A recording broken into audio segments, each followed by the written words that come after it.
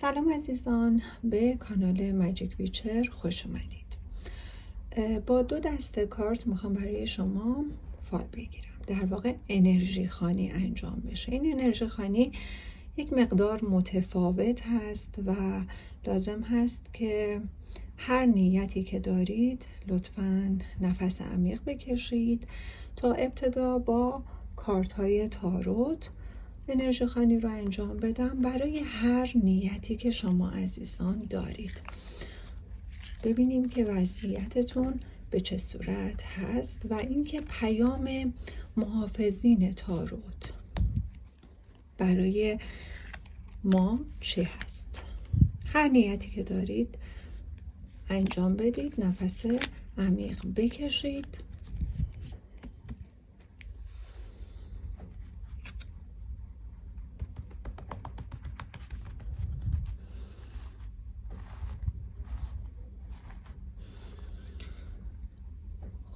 پاکسازی هم انجام بدیم.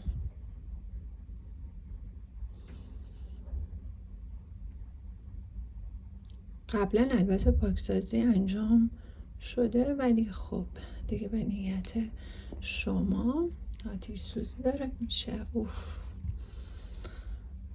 خب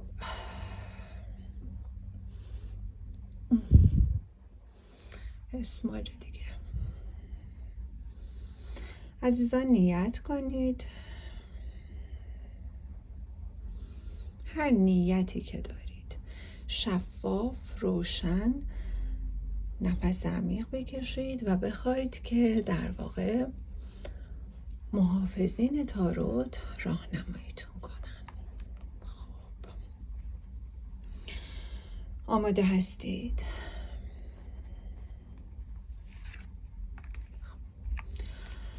دوستان عزیز، ممکن است در شرایطی قرار داشته باشید که این شرایط بسیار ناراحت کننده هست. ممکن هست که اوضاع به هم ریخته باشه در هر زمینه‌ای. ممکن هست که این شرایط رو شما به لحاظ روحی و روانی در خودتون دارید احساس میکنید. یک موقعیتی رو ممکنه از دست داده باشید. ممکن هست که یک ویرانی، یک به هم خوردگی در هر نیتی که دارید یا وضعیت فعلی شما وجود داشته باشه. احساس بکنید که همه چیز خراب شده، همه چیز ویران شده و ناامید باشید.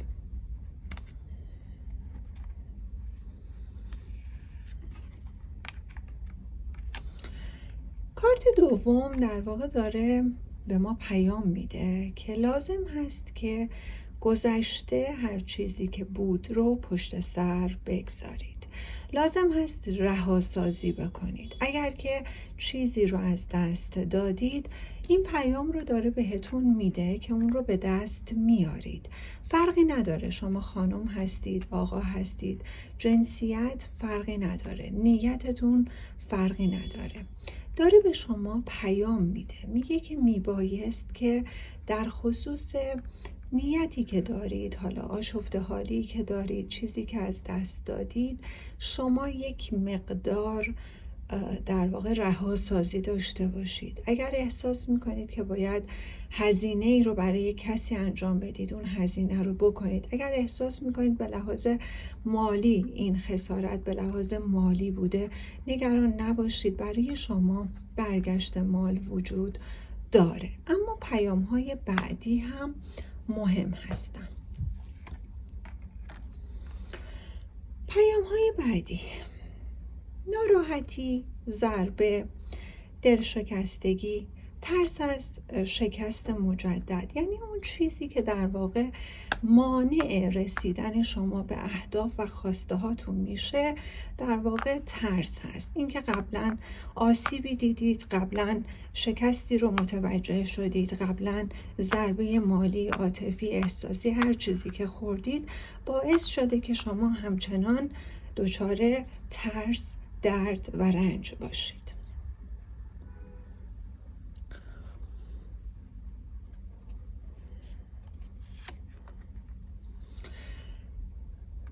پیام بعدی تاروت میگه شما میبایست که ترس ها، نگرانی ها، استرس هاتون رو بگذارید کنار و میبایست که یک اقدامی انجام بدید. لازم هست که یک شروعی برای خودتون رقم بزنید. این شروع در هر زمینه میتونه باشه. بهترینش این هست که رهاسازی بکنید. مشکلات هر چیزی که هستن رهاسازی انجام بشه. یک پاکسازی درونی برای خودتون ایجاد بکنید. اهدافتون هر چیزی که هست اگر که احساس میکنید که دور از دسترس شما هست میتونید اون رو در واقع یک مقدار کوچیک کوچیکش بکنید یا هدفتون رو واضح‌تر، روشن‌تر برای خودتون بیان بکنید و از جاتون بلند بشید و سعی کنید که بر ترس‌هاتون غلبه بکنید و مقاومت معمولاً پیش میاد. ما در برابر هر نوع در واقع دگرگونی، تغییر دچار مقاومت میشیم و به تبع برای این استارت جدید زدن، برای شروع، برای تصمیماتی که برای زندگیمون داریم مشکلات همیشه هستن. اعلام میکنه تاروت به واضح که شما زمانی که میخواید مجددا اقدام به هدفتون بکنید، در راستای هدفتون قدم بردارید، برای شما عزیزان به تبع مشکلاتی وجود داره که میبایست این مشکلات رو تحمل بفرمایید. حالا این مشکلات میتونه روحی باشه، میتونه روانی باشه، میتونه هر چیزی باشه. اصلا بلند شدن از جا به عنوان اینکه ما یک بار زمین خوردیم، 2 بار زمین خوردیم، 3 بار شکست خوردیم، هر چقدر یک مقدار سخت هست، اما میگه شروعش رو انجام بده با تمام دشواری هایی که داری. و اینکه ممکن هست احساس بکنی دوباره شکست میخورم، دوباره دیگران به من لطمه میزنن و همین مسئله ها در واقع به ما میگه مقاومت داری میکنی در برابر هر اقدامی که میخوای انجام بدی. اهدافی در ذهن شما وجود داره، این اهداف رو میخوای انجام بدی اما داری در برابرش مقاومت میکنی، ترس داری نسبت بهش به خاطر ضربه هایی که در گذشته خوردی. حالا چیزی رو از دست دادی، کسی رو از دست دادی، رابطه ای رو از دست دادی، مالی رو از دست دادی، هر چیزی که هست یک حس بی‌اعتمادی در شما به وجود آورده. کینه و نفرت رو میگه رها بکن، آزادسازی بکنید، رهاسازی بکنید، همونطور که اینجا هم بهش اشاره شد. و به صورت قاطعانه و مصمم به دل مشکلاتتون برید، عقب نشینی نکنید. ممکن است که یک عده بخوان شما رو منصرف بکنن، ممکن است که این کسانی که میخوان شما رو منصرف بکنن حتی افکار خودتون باشه. ما معمولا افکار قدرتمندی داریم که در ضمیر ناخودآگاه ما به ما اجازه نمیده که بخوایم حرکتی انجام بدیم. مدام باعث میشه که ما هی بترسیم، احساس پشیمونی بکنیم، احساس پریشونی بکنیم، نسبت به گذشته احساس گناه بکنیم، عذاب وجدان داشته باشیم و این حالتها برای هر فردی ممکن هست که پیش بیاد.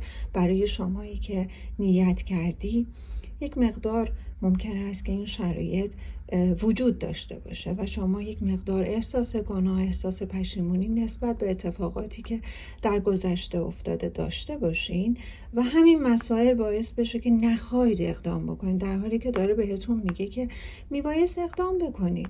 هر اقدامی که میخواید انجام بدید، هر تغییر و تحولی که میخواید انجام بدید، در مسیرش به هر حال ذهن شما یک مقدار مقاومت نشون میده، یک مقدار ممکنه شما رو پشیمون بکنه، یک مقدار ممکن هست که سنگ اندازی براتون به وجود به حتی به لحاظ ذهنی، یعنی بیشتر به لحاظ ذهنی و درونی هست. ترس ها، شکست ها، همه اینها میان حمله میکنن. لحظه ای که ما میخوایم اقدام به کاری انجام بدیم و مصمم میشیم که اون رو انجام بدیم، افکار مختلف به ما هجوم میارن. ترس از مشکلات، ترس از شکست، این که بخوان مانع ما بشن، میخوایم تصمیم بگیریم، احساس پشیمونی بکنیم، بگیم که نکنه مجددا شکست بخوریم، پشیمون بشیم، همه اینها پیش میاد.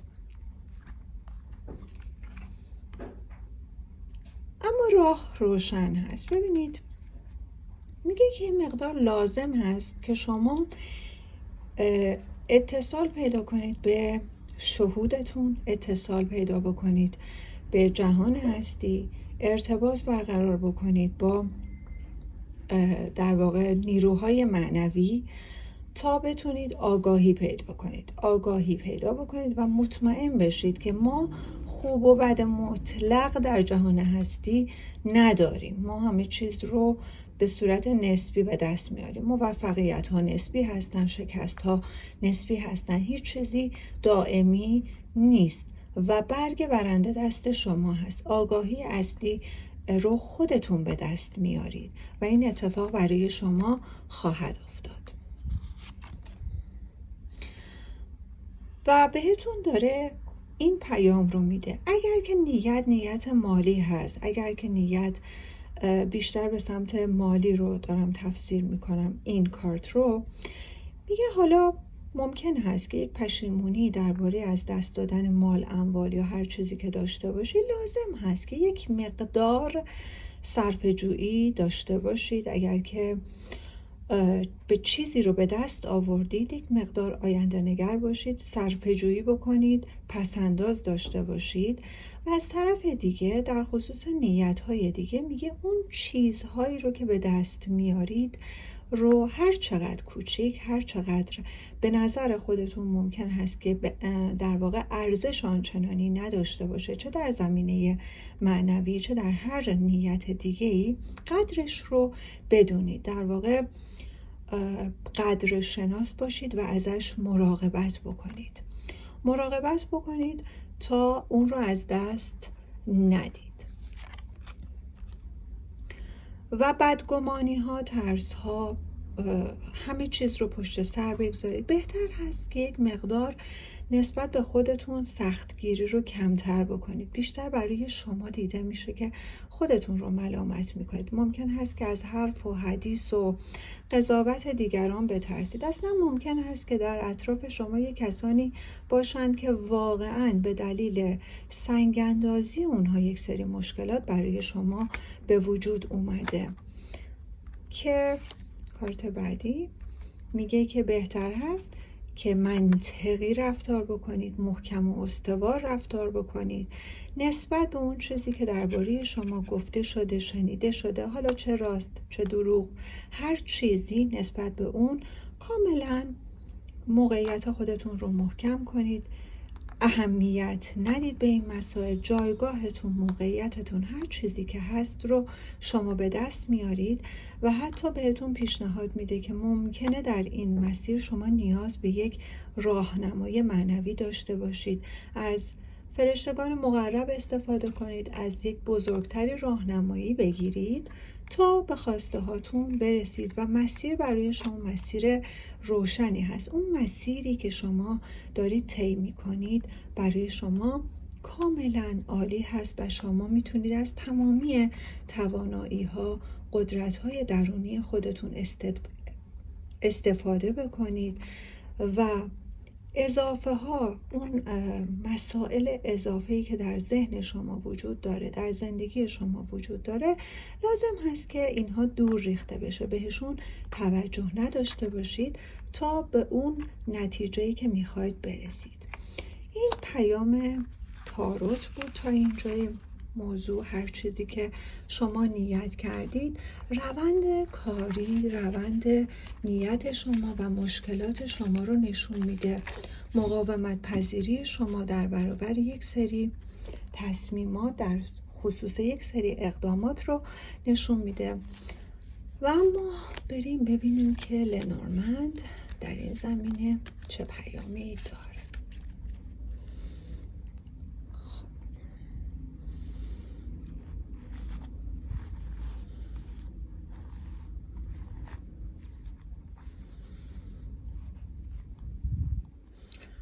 خب نیت کنید مجدداً، ببینیم که لنورمند تایید میکنه، چیزی اضافه میکنه، اخطار میده یا که چه راهنمایی داره در کل.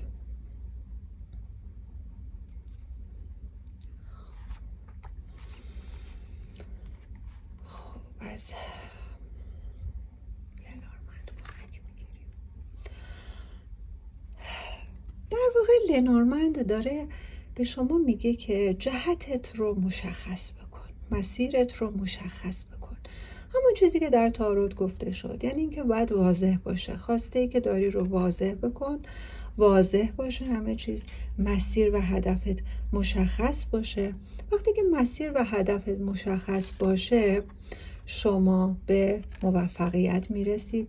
اگر که نیت مالی هست برای شما، یک جهش خیلی بزرگ دیده میشه، یک موقعیت خیلی خوب دیده میشه. اگر نیتتون هر چیز دیگه ای هست، اگر که هدفتون رو مشخص کنید و مسیرتون کاملا واضح روشن باشه و در واقع بدونید که چی میخواید و اقدامتون رو انجام بدید، به خواستتون میرسید و به امنیت میرسید. اگر که احساس میکنید که همه چیز ناامن هست، برای شما امنیت دیده میشه. لازم هست که محکم مستحکم باشید تا به اون خواسته‌ای که دارید، هر نیتی که در هر مرحله زندگی دارید برسید.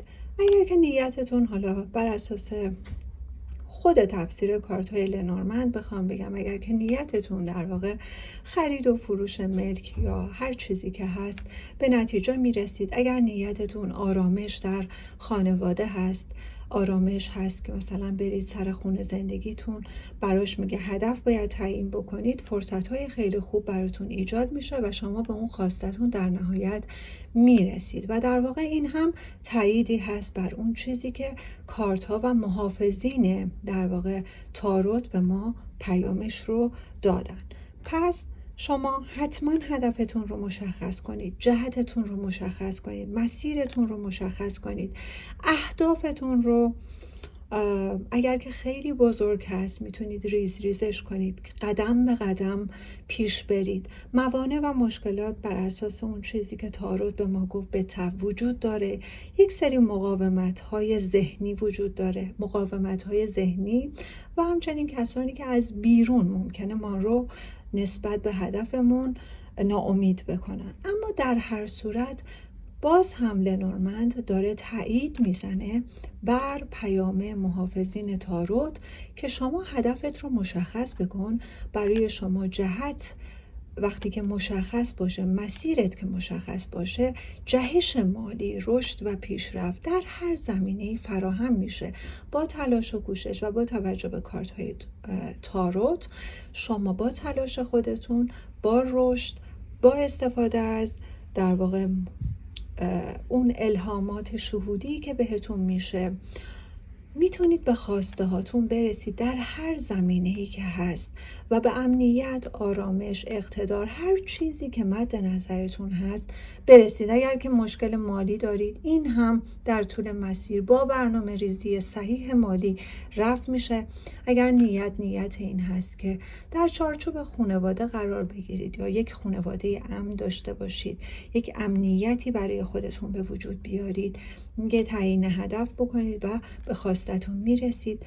ملک، املاک، خرید، هر چیزی که هست با برنامه ریزی های مالی بهش خواهید رسید. ازدواج، هر چیزی که هست نیتتون، اون هم با برنامه ریزی، با تعیین هدف، اینکه بدونید که در واقع چی میخواید، چه هدفی دارید از اون خواستتون، اون رو برای خودتون اگر که مشخص بکنید، واقعا برای شما جهش مالی، جهش معنوی، جهش عاطفی، هر چیزی که میخواید برای شما باز هست و به خواستتون خواهید رسید. امیدوارم که پیام های تاروت و لنورمند برای شما عزیزان مفید بوده باشه. ممنون میشم که حمایت کنید، سابسکرایب کنید و اگر کانال برای شما مفید هست به دیگران معرفی کنید. خدا نگهدار.